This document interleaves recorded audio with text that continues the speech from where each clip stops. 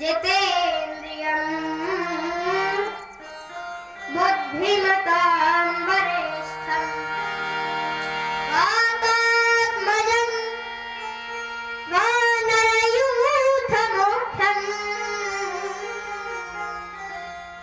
श्रीरामदूतं शरणं प्रपद्ये।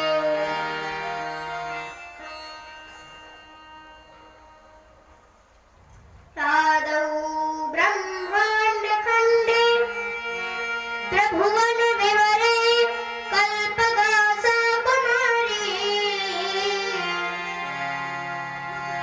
मध्याह्ने शुद्धरेवा वहति सुरनदी वेदकण्ठोग्रकण्ठैः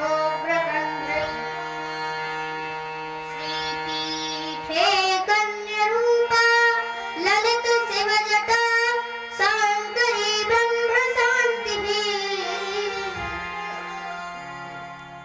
सा देवी वेदगङ्गा ऋषिकुलतरणी नर्मदा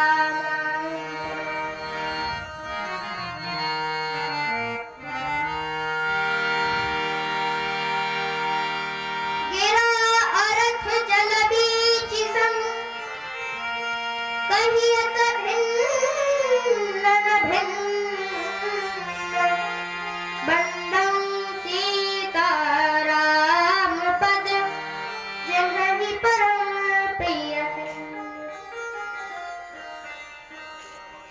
एक भरोसो एक बल एक आस विश्वास एक राम घनश्याम हित चातक तुलसीदास।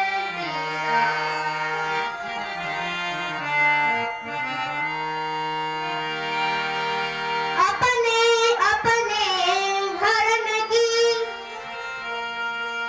सब काहू कोटि तुम्हें पीर सब धर्म की धन्य धन्य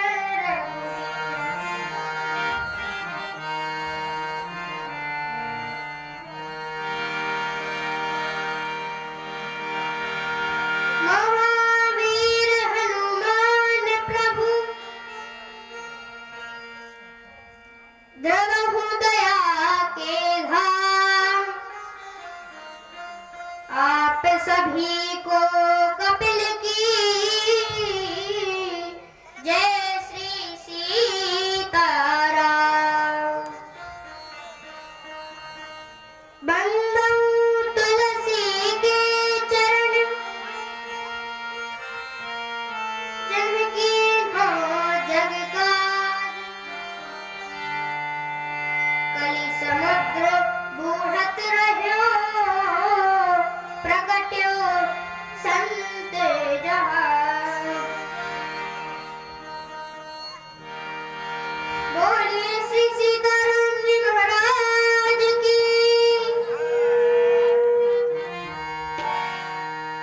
आइए कथा की परंपरा अनुसार भगवान का मंगलमय कीर्तन करें।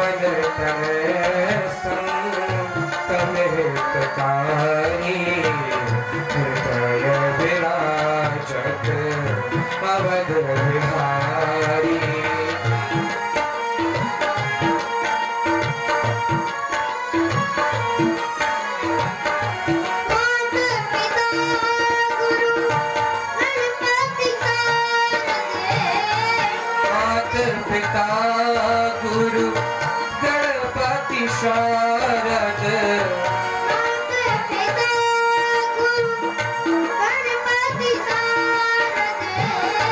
मात पिता गुरु गणपति शारद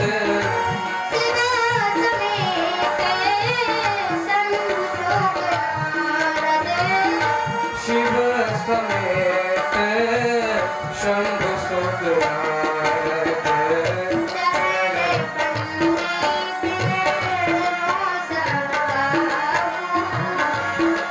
चरण पंडित देवो सब बाबू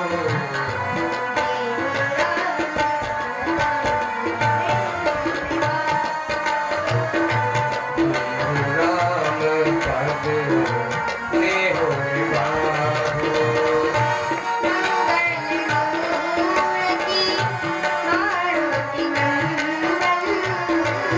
मंगल मूर्ति मारुति नंदन सकल मंगल मूल निकंदन सकल मंगल मूल निकंदन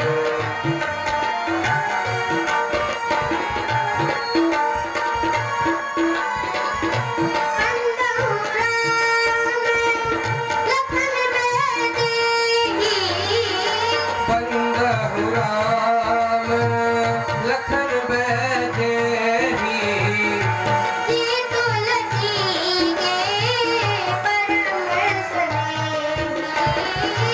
जे तुलसी के परम सनेही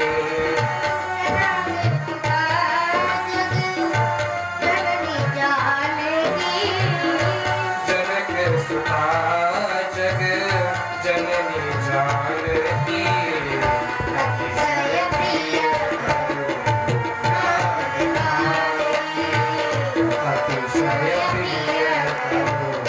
नाम जानकी मूर्ति मारुति नंदन मंगल मूर्ति मारुति नंदन सकल मंगल मूल निकंदन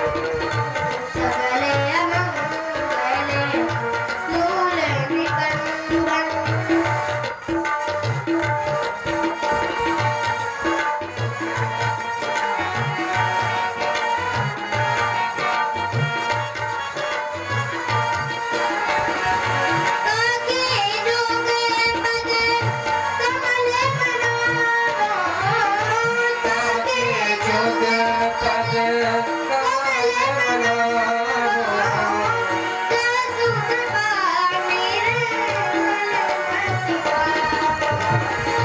जासु कृपा निर्मलमति पावो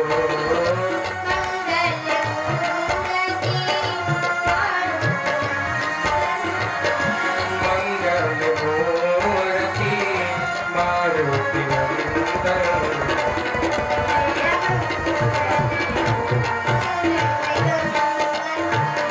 सकल मंगल मूल निकंदन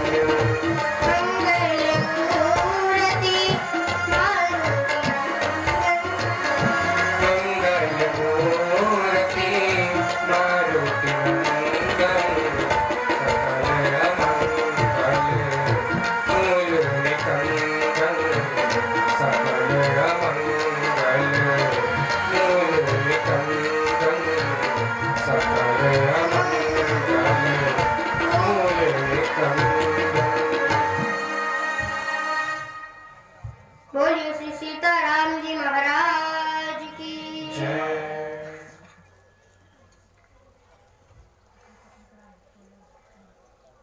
श्री राम कथा रस रसिक अनंत बलवंत श्री हनुमंत लाल जी महाराज जिनके परम अनुग्रह से कथा का आयोजन हो रहा है, ऐसे पदवाक्य प्रमाणज्ञ परम पूज्य महाराज श्री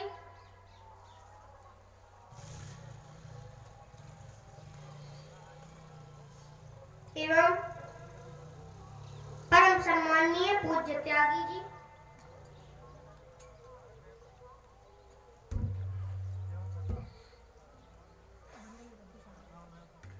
भगवत चरण चमचारिक महानुभाव एवं भक्तिमती माताओं, बड़े सौभाग्य का विषय है कि श्री नर्मदा जयंती के पावन पर्व पर नाटेश्वर तीर्थ में श्री राम कथा एवं श्री शिव समाराधन अनुष्ठान महायज्ञ का भव्य आयोजन हो रहा है, जिसमें आप सभी श्री राम कथा का श्रवण कर रहे हैं।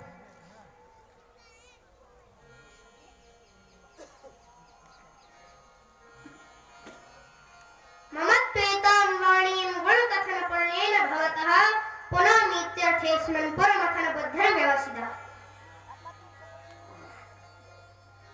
जो बालक कहतो तरि बाता, सुनहु मुदित मन पितु अरु माता।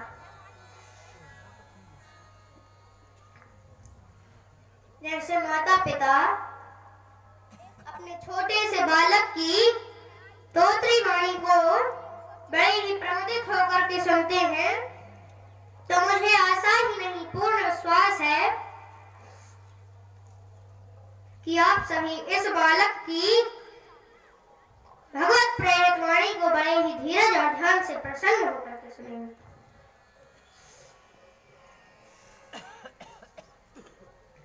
तो आइए श्री राम कथा में प्रवेश करें।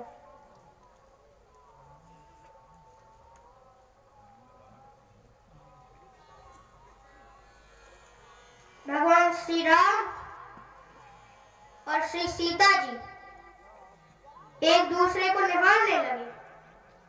इसके बाद श्री सीता जी भगवान श्री राम के स्वरूप को अपने हृदय में धारण करके माता गौरी की पूजन के लिए चली।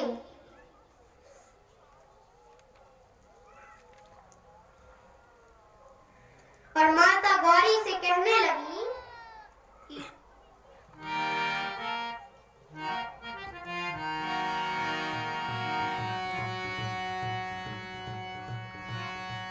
जय जय गिरिवर राज किशोरी, जय जय गिरिवर राज किशोरी,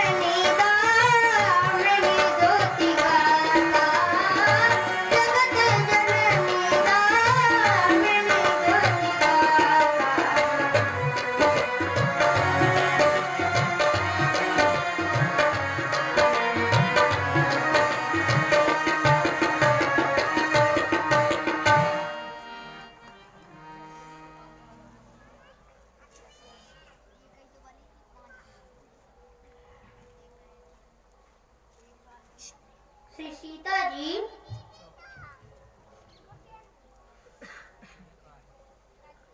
माता गौरी से प्रार्थना करने लगी, जय जय गिरिवर राज किशोरी,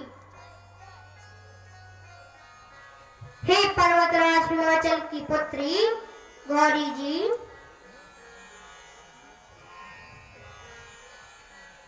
जय महेश मुखचंद चकोरी, हे भोलेनाथ की अर्धांगिनी, जय गज बदन सदानन माता, हे गणेश जी और सदानंद स्वामी कार्तिकेय जी की माता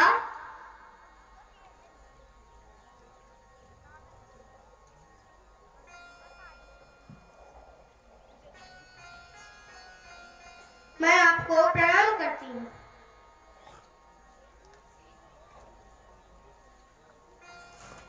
इस प्रकार से उनसे प्रार्थना करती हैं। सीता जी माता गौरी से प्रार्थना करती हैं और उनसे मन ही मन में कहती हैं कि हे माता, मैं जिस वर को चाहती हूँ,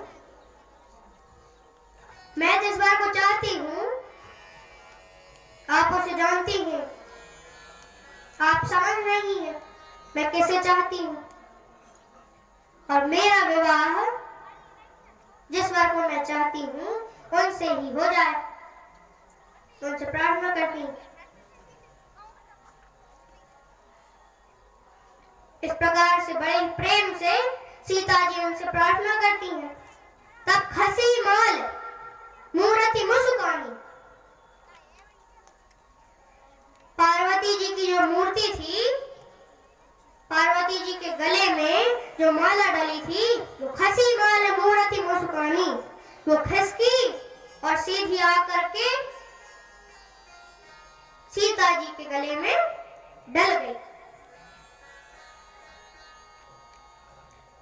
सीता जी का जो था वह सीता जी का बायां हाथ फड़कने लगा, और जब स्त्रियों का बायां हाथ फड़कता है तो समझ लो कि उनका जो काम था वो शुभ हुआ।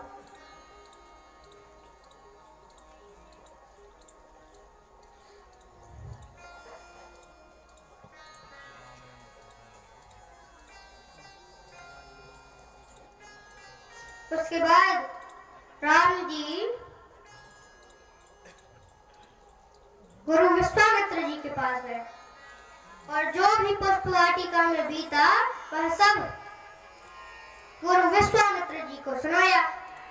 तब विश्वामित्र जी ने उन्हें आशीर्वाद दे दिया। विश्वामित्र जी ने भगवान श्री राम को आशीर्वाद दे दिया। तो यहाँ पर सीता जी को माता गौरी का आशीर्वाद प्राप्त हो गया, और यहाँ भगवान श्री राम को गुरु विश्वामित्र जी का आशीर्वाद प्राप्त हो गया।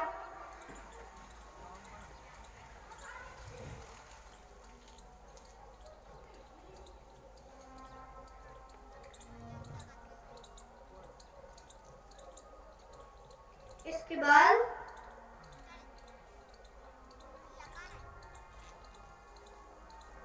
गुरु विश्वामित्र जी सभी मुनियों सहित श्री राम और लक्ष्मण को लेकर के वहां से चल दिए। धनुष्य यज्ञ जहां होने वाला था, सीता जी का स्वयंवर जहां होने वाला था, वहां चले। तो वहां की जो माताएं थी मिथिलापुरी की, वे सभी भगवान श्री राम को अपने पुत्र के रूप में देखने लगे। वहां पर जितने भी मुनि थे वे स्वयं भक्त बनकर भगवान श्री राम को अपने आराध्य के रूप में देख रहे थे। और वहां के जो कुटिल व्यक्ति थे वे सभी, उन सभी को श्री राम जी उनका काल दिख रहा था, काल दिख रहे थे।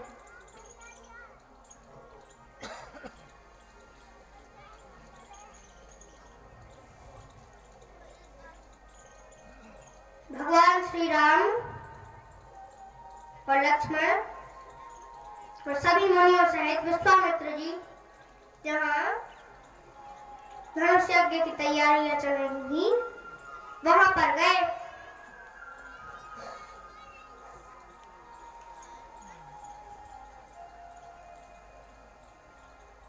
वहां पर बैठे।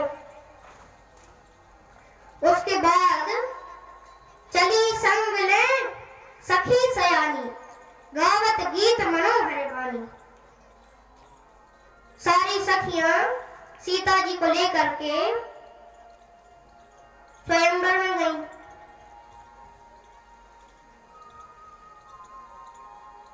यह जो धनुष यज्ञ था, अब वह धनुष यज्ञ कहाँ रहा? वह तो सीता जी का स्वयंवर बन गया था।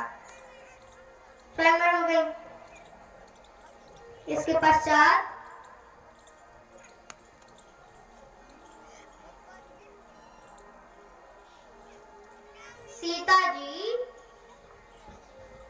सीता जी ने भगवान श्री राम को जब देखा तो सीता जी के जो नेत्र थे वे राम जी की ओर ही स्थिर हो गए।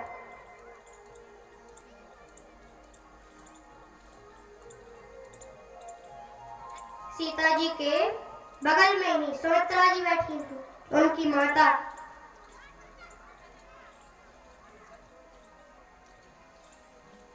सीता जी ने सकुचाकर अपने नेत्र झुका लिए, नीचे झुका लिए। इसके बाद धनुष यज्ञ हुआ।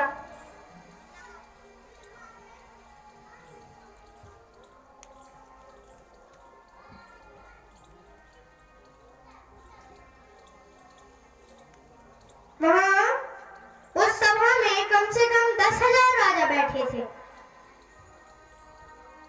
उस सभा में कम से कम 10,000 राजा थे।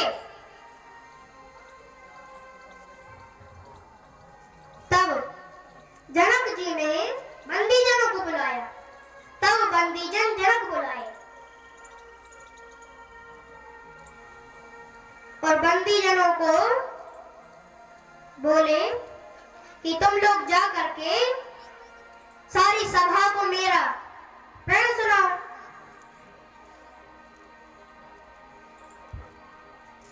सारी सभा को जा करके मेरा प्रण सुनाओ। तब बंदीजनों ने सभी भाट गए और सारी सभा को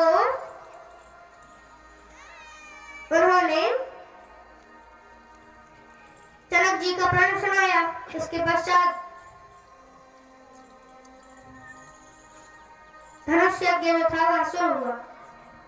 इसके बाद सभी राजा उठे, एक एक करके सारे राजा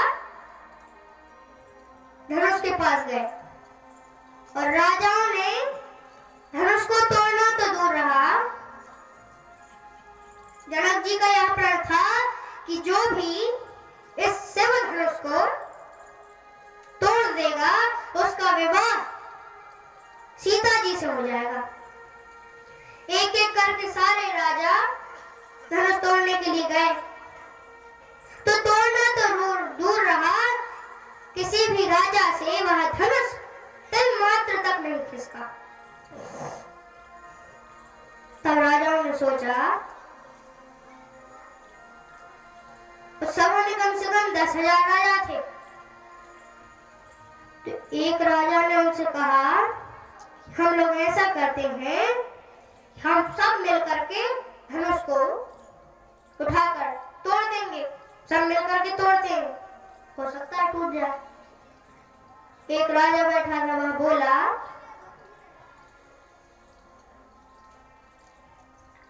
कि फिर सारे राजा मिलकर के धनुष तोड़ेंगे तो विवाह किससे होगा? तो दूसरा राजा बोला कि धनुष टूटे तो दो, उसके बाद हम सभी आपस में लड़ लेंगे। जो जीतेगा उसका सीता जी के साथ विवाह हो जाएगा। इसके बाद जितने भी राजा थे, सारे 10,000 राजा उठे। भूप सहस दस कहीं पारा, भूप सहस दस कहीं पारा, लगे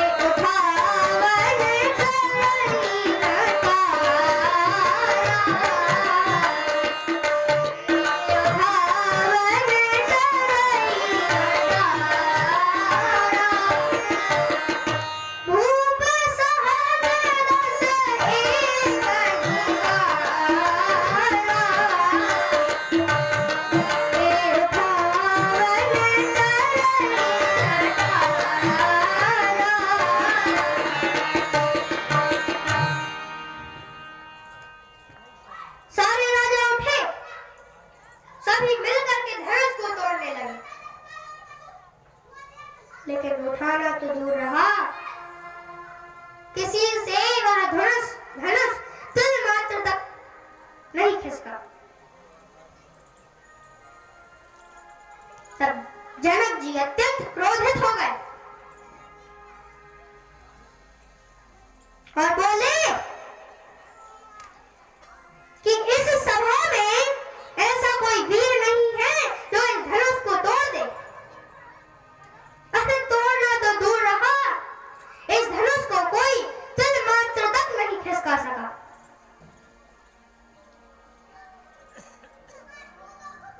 अगर मुझे यह पता होता कि इस धरती पर अब कोई भी वीर नहीं रहा तो मैं ऐसा प्रण लेकर के अपना उपहास कभी नहीं उड़वाता।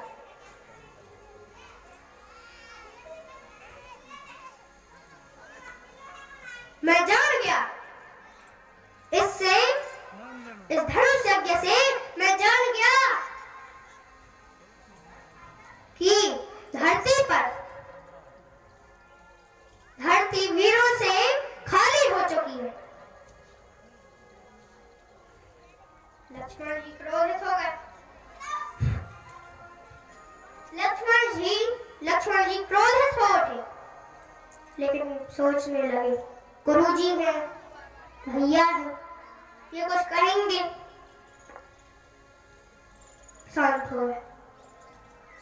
दूसरी बार जनक जी ने जब कठोर वचन बोले,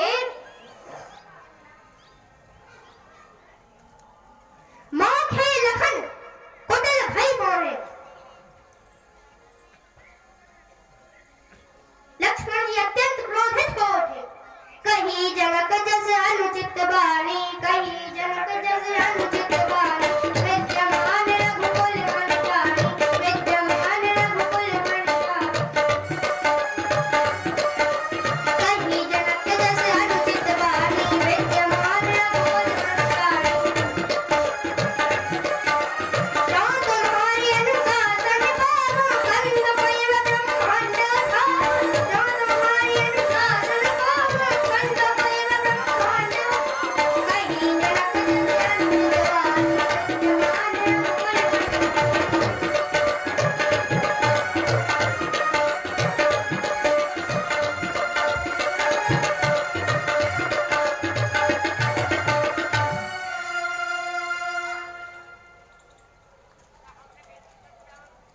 लक्ष्मण जी अत्यंत क्रोधित हो उठे और क्रोध में आकर कठोर वचन बोले। जनक जी से बोले कि आपने जिस सभा में सूर्यवंश का एक छोटा सा बालक भी बैठा हो, उस सभा में कोई कैसे कह सकता है कि सभा में कोई वीर नहीं। मैं अगर चाहूं, जिस प्रकार बच्चे गेंद उठाते हैं, उस प्रकार इस धरती को उठा लूं। मैं अगर चाहूं कि जिस प्रकार एक छोटा सा बच्चा कमल के फूल को पैर से रौंदता है, मैं इस धनुष को खंड खंड कर डालूं। मैं सब करूंगा, लेकिन प्रभु मैं मेरे भरोसे नहीं, सब आपके भरोसे करूंगा। लक्ष्मण जी कह रहे हैं कि मैं सब करूंगा, लेकिन मेरे भरोसे नहीं, राम जी के भरोसे करूंगा।